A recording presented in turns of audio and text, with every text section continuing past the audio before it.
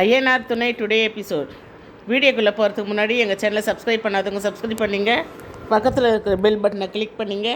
அப்போ தான் நான் போகிற வீடியோ உங்களுக்கு உடனே வரும். வாங்க வீடியோக்குள்ளே போகலாம். இங்கே நடேசன் விசாரிச்சுட்டு இருக்காரு, என்ன நடந்துச்சு ஏது நடந்துச்சுன்னு ஊரில்.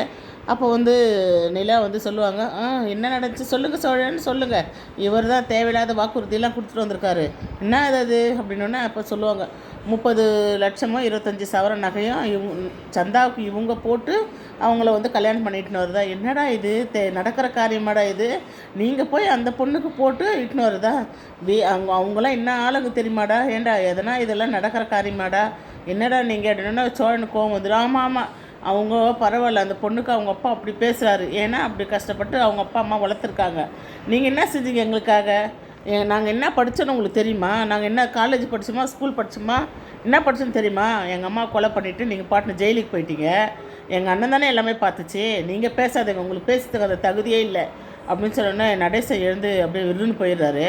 உடனே எல்லோரும் ஒரு மாதிரி ஷாக்காகி நிற்கிறாங்க.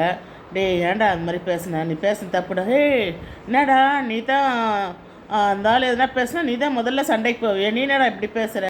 சோழன் பாண்டிகிட்ட கேட்குறாங்க. உடனே பாண்டி இல்லை அவருக்கு உடம்பு சரியில்லை.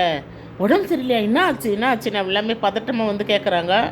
சேரன் என்ன ஆச்சுடான்னொன்னே, இல்லை நேற்று நான் கடையில் வண்டி ரிப்பேர் பண்ணியிருந்தேன், அந்த நேரத்துக்கு இவர் சைக்கிளில் வந்தார், என்னன்னா எப்போவுமே அவர் அந்த மாதிரி வந்ததில்லை, அந்த மாதிரி நடந்ததே இல்லை, எனக்கு புதுசாக இருந்தது, நேராக எனக்கு ஒரு மாதிரி இது இருக்குது, எனக்கு ஒரு மாதிரி மயக்கமாக இருக்குது, என்னன்னு தெரியல, என்னை கொஞ்சம் ஹாஸ்பிட்டலுக்கிட்டுன்னு போறியான்னு கேட்டார்.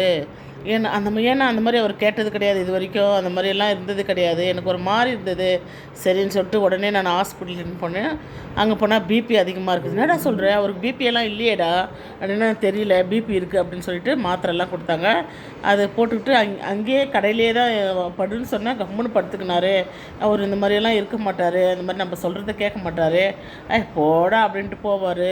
எனக்கு ஒரு மாதிரி டிஃப்ரெண்ட்டாக இருந்துச்சு, ஆச்சரியமாக இருந்துச்சு, ஏன்னா இந்த மனுஷன் நம்ம யார்கிட்ட இந்த மாதிரியெல்லாம் கேட்டது இல்லையன்ட்டு எனக்கு ஒரு மாதிரி பாவமாக இருந்துச்சு அப்படின்னு சொல்லிட்டு பாண்டி சொல்லுவார். சரின்ட்டு அதோடு இங்கே மெக்கானிக் ஷாப் காமிக்கிறாங்க. மெக்கானிக் ஷாப்பில் வண்டி ரிப்பேர் பண்ணே இருப்பார் பாண்டி. அப்போ நம்ம வானதி வருவாங்க. வானதி என்ன வானதி கோவமாக்குற மாதிரி இருக்குது, அதெல்லாம் ஒன்றும் இல்லை, ஆமாம் என்ன இப்போ கோவமாக தான் இருக்கேன், என்ன இப்போ அப்படின்வாங்க. ஏன் நான் கோவமாக இருக்கிறேன்னு கூட உனக்கு தெரியாதா அப்படின்னா, என்ன கோவம், எது கோவம், நிஜமாக எனக்கு தெரியல, சொல்லுடின்னு சொல்லிட்டு பாண்டி கேட்பார்.